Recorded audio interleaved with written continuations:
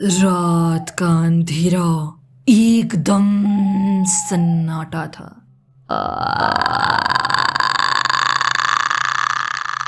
एक अजीब सी आवाज उसके कानों में पड़ी। उसने देखा कि कुकर की सीटी उसके कानों तक आ रही थी। सुबह के 8 बज चुके थे और उसके कॉलेज जाने का समय हो रहा था। उसने पानी का ग्लास उठाया और पीने लगी।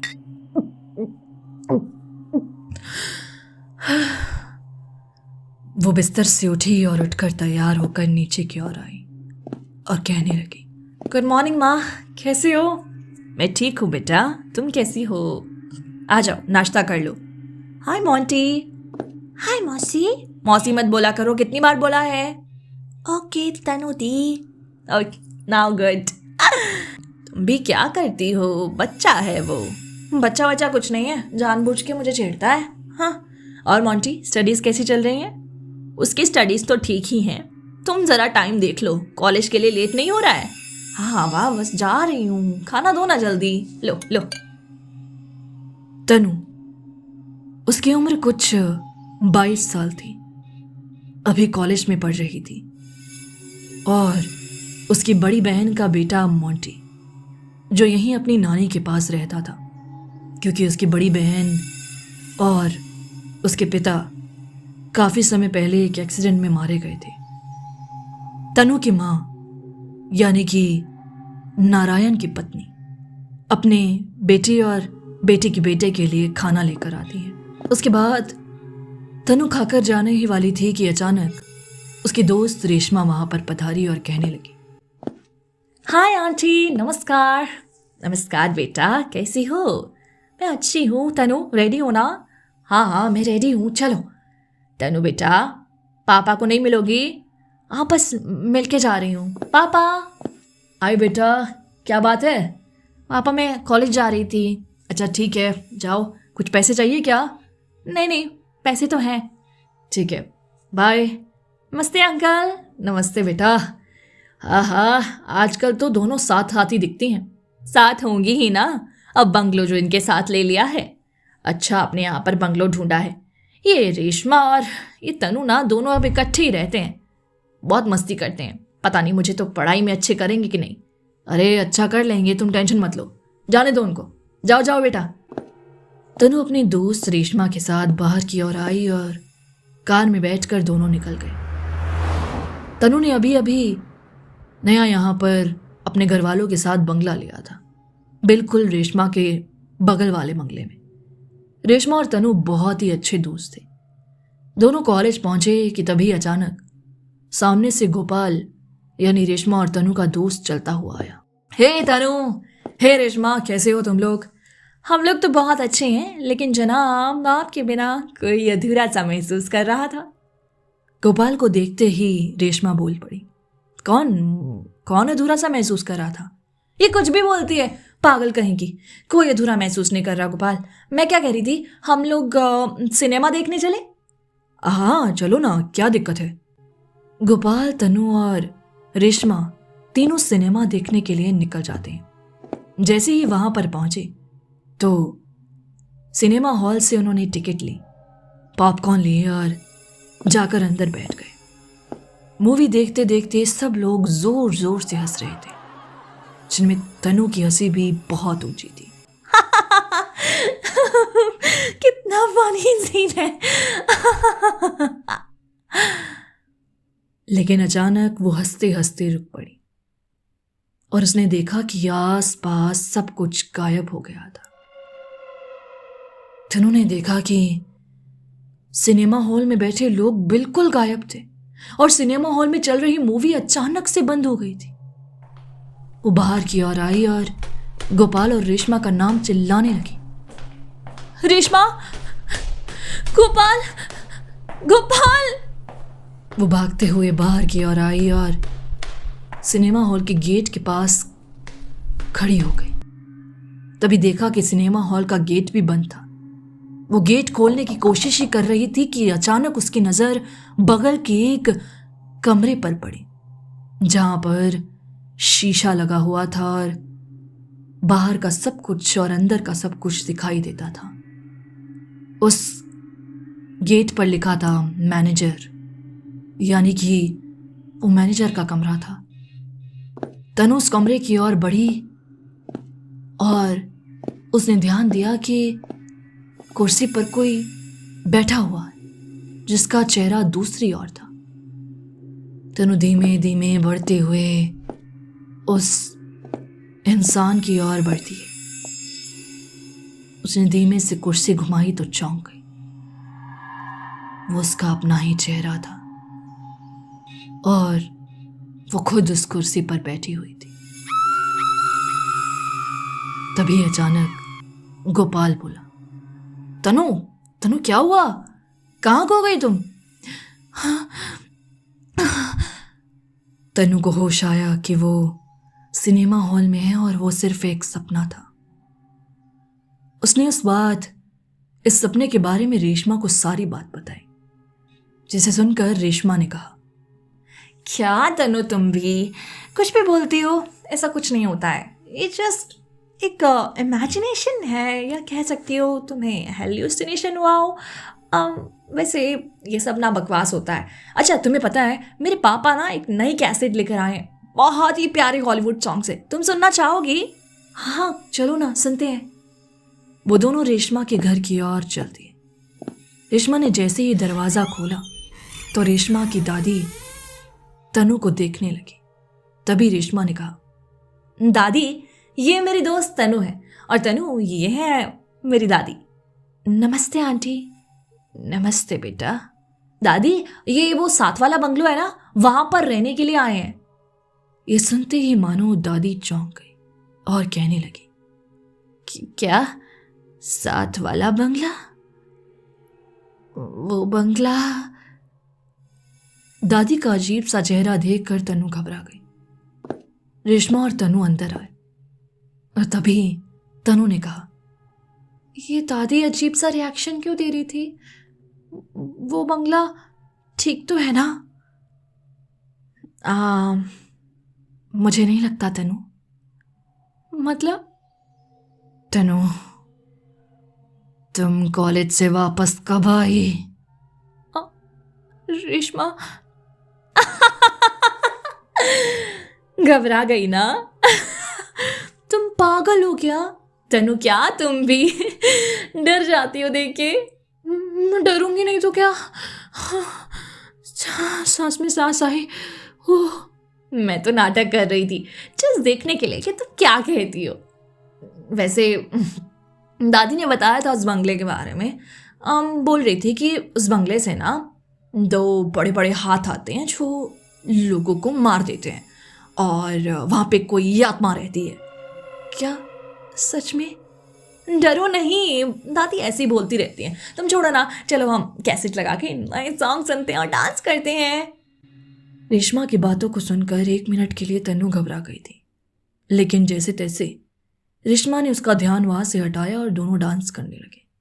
उसके बाद तनु घर वापस आई तो उसने देखा कि तनु की माँ नारायण की पत्नी अपना काम कर रही थी और उधर तनु के घर का नौकर रघु तनु के लिए खाना लेकर आता है। तभी अचानक तनु की माँ आई और बोल पड़ी, आ गई बेटा? कैसा रहा कॉलेज? बहुत अच्छा, लेकिन मम्मी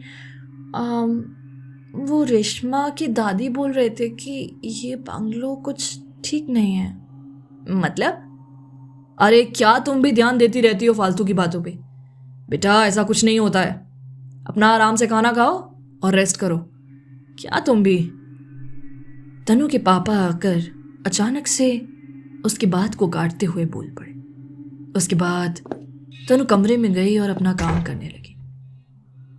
अगली रात अचानक तनु को याद आया कि उसके दोस्त गोपाल का बर्थडे है। वो धीमे से चुपते हुए रात के 12 बजे जाकर टेलीफोन से गोपाल को कॉल करती है। Hello Gopal, happy birthday. हाँ मुझे याद था। नहीं अभी नहीं। अच्छा ठीक है, मैं कोशिश करती हूँ। ठीक है, बाय बाय बाय बाय। क्या हुआ तनु, किससे बात कर रही हो? कुछ नहीं मम्मी, वो मेरे एक दोस्त का बर्थडे था तो सुबह विश कर लेती। अरे नहीं मम्मी, आजकल 12 बजे रात के विश करते हैं, अच्छा लगता है ना। अच्छा चलो सो जाओ टाइम से। हाँ हाँ मम्मी। तनु के दोस्त गोपाल उसे कल संडे पिकनिक के लिए बुला रहा था, लेकिन तनु को डर था कि वो अपने पिता से इस बारे में बात कैसे करेगी। अगले संडे सुबह 8 बजे ही तनु तैयार होकर नीचे आ गई। उसे देखकर उसकी माँ और पिता दोनों ही चौंक गए और बोलने लगे, अरे तनु बेटा, इतनी जल्दी तैयार होकर संडे को? देखिए तो जरा, आज सूरज कहाँ से उगा है। अरे ऐसा मत बोलो मेरी बेटी को। पापा देखो ना मम्मी कैसे बोल रही हैं। अच्छा वैसे इतनी जल्दी क्यों उठ गई? पापा वो मेरी एक दोस्त है ना सोनाली, उसका बर्थडे है तो वो बोल रही थी कि पिकनिक के लिए जाना है। प्लीज़ मैं जा सकती हूँ क्या? तनु, मुझसे झूठ बोलने की ज़रूरत नहीं है। मतलब? मुझे पता है तुम किसे मिलना चाहती हो। देखो मुझे तुम पर भरोसा है तनु, लेकिन टाइम से वापस आ जाना। थैंक यू पापा। अच्छा मैं उसे बता दूँ? हाँ हाँ कह दो, लेकिन टाइम से आ जाना। बिल्कुल पापा। क्या अभी उसे छूट दिए जा रहे हो? पता नहीं कहाँ जा रही है। अरे जाने दो, बच्ची है, एंजॉय नहीं करेगी अभी तो कब करेगी? हाँ। तनु ने गोपाल को फोन करके बता दिया। उसके बाद ठीक 9 बजे गोपाल और तनु वहां पिकनिक जाने के लिए निकल पड़े। पिकनिक के लिए जैसे ही वो लौट रहे थे, उसके बाद अचानक बाइक खराब हो गई। दोपहर के कुछ 3 बज रहे थे। गोपाल की इस तरह बाइक खराब होना गोपाल को बहुत अजीब लग रहा था कि अब वापस कैसे जाएंगे। तभी तनु ने कहा, गोपाल ऐसा करते हैं, मैं ना पापा को बोल के कार मंगवा लेती हूँ, वो सही रहेगा ना? नहीं नहीं, इतनी ज़रूरत नहीं है, और फिर अलग से तुम्हें डांट भी पड़ जाएगी। ऐसा करते हैं, मैं जाकर ना मैकेनिक से ठीक करवा लाता हूँ इस वक्त। हाँ तो अभी 3 ही बजे है ना, तुम्हें जल्दी पहुँचना है, मैं पहुँचा दूंगा, डोंट वरी। प्लीज़ जल्दी आना। हाँ हाँ मैं 1 मिनट में आता हूँ, पहले किसी को लेकर आता हूँ, बाइक लेकर जाएगा। ठीक है जल्दी आओ। गोपाल वहाँ गया और मैकेनिक को जाकर ढूंढने लगा। तनु बाइक के पास खड़ी उसका इंतज़ार कर रही थी। आधा घंटा बीत गया लेकिन गोपाल नहीं लौटा। तभी अचानक तनु को एक अजीब सी आवाज़ सुनाई दी। तनु वो आवाज़ सुनते हुए अपने कदम बढ़ाते हुए झाड़ियों की ओर चल। गोपाल थोड़ी देर बाद वापस लौटा तो देखा कि तन्नू वहां पर नहीं थी। अब तन्नू कहाँ चली गई? ऐसा कीजिए, आप लोग ये बाइक लेकर चलिए, मैं अभी आता हूँ। ठीक है साहब, जल्दी आइएगा, हम लोग बस 2 मिनट में बाइक ठीक कर देंगे। हाँ मैं आ रहा हूँ, आप लेकर तो चलो। ठीक है। तनु, तनु। गोपाल तनु को ढूंढने लगा लेकिन तनु कहीं दिखाई नहीं दी। तभी अचानक तनु के रोने की आवाज आई।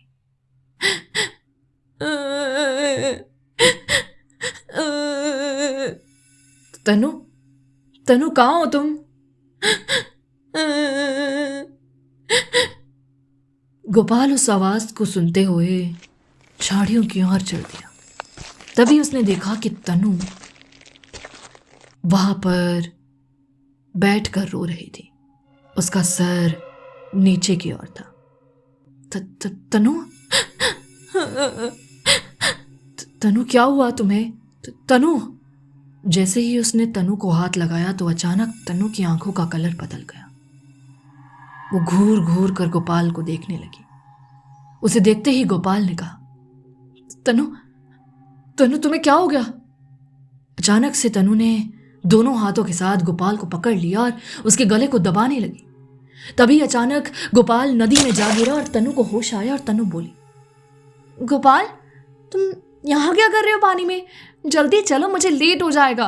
देखो अगर पापा को पता चला ना तो मुझे डांटेंगे, प्लीज जल्दी करो। लेकिन बाहर आओ, क्या सोच रहे हो? गोपाल बहुत ज्यादा घबरा गया था। फिर तनु ने उसे हाथ दिया और गोपाल को बाहर निकाला। गोपाल जैसे ही तनु को घर लेकर पहुंचा तो तनु बाइक से उतरी और बिना कुछ कहे ही अंदर की ओर जाने लगी। गोपाल उसे बुला रहा था लेकिन उसने एक बार भी उसको नहीं सुना और धीमे धीमे चलते हुए घर की ओर पहुंच गई। गोपाल को बहुत अजीब लगा। गोपाल भी अपना वापस चला गया। उसके बाद अगली सुबह तनु कॉलेज के लिए रेडी होकर निकलती है और उसके बाद अचानक नारायण अपनी कार को लेकर जा रहा था कि एक अजीब सा हादसा उनके साथ हुआ।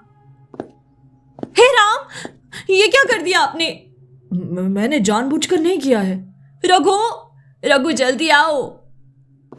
रघु ने आकर देखा तो मोंटे की एक छोटी सी बिल्ली नारायण की कार के नीचे आकर कुचली गई थी और बहुत बेरहमी से मर गई थी। अगर इस बारे में मोंटी को पता चला ना तो देखना, वो बहुत ज्यादा उदास हो जाएगा। अरे इससे पहले कि मोंटी को पता चले, रघु तुम ऐसा करो कि इसे पीछे वाले गार्डन में ना दफना दो। हाँ ठीक है साहब, चलो मैं चलता हूं। लेकिन देखो ज्यादा परेशान मत हो, तुम लोग इसे दफना देना। हाँ मैं जा रहा हूं।